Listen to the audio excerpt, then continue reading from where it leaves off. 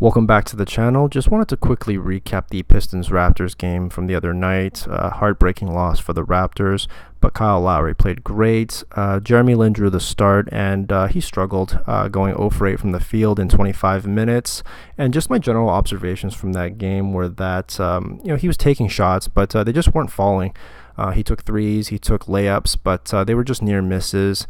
Also, I noticed his ball handling was a little sloppier that game, whether it was from the pressure or maybe some nerves. I'm not really too sure, but I think it affected his game a little bit. One of the three-pointers he took, if you remember, was a fadeaway three in the corner out of desperation, just because I think he temporarily lost the ball. So just a tough game from Lin, but that's okay. I think overall his games with the Raptors have been pretty good. He's been pretty solid. He was good against Portland just the other night, going 4 for 8 from the field. Obviously, I know his three-pointer isn't falling right now, but again, I think his splits from Atlanta this season were pretty good. And throughout his career, he's been a pretty decent three-point shooter. So I think his shot will come back. Just a matter of timing and rhythm. And the best things I've seen out of the team and from him is that his teammates seem to have his back, and especially Coach Nurse seems to like him and trust him and support him.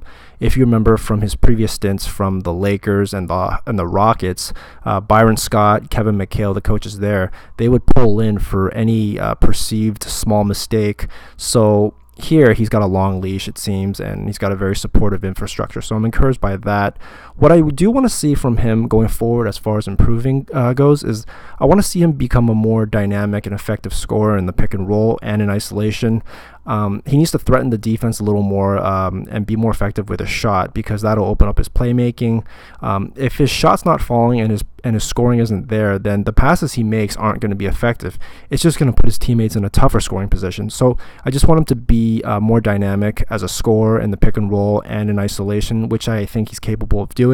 So overall, I'm looking forward to seeing him play for the rest of the season, and the expectations are definitely a lot higher. He hasn't been on a playoff contending team since Charlotte, so on the Raptors, he's going to have to produce at a high level in the minutes that he does get. But overall, I'm encouraged.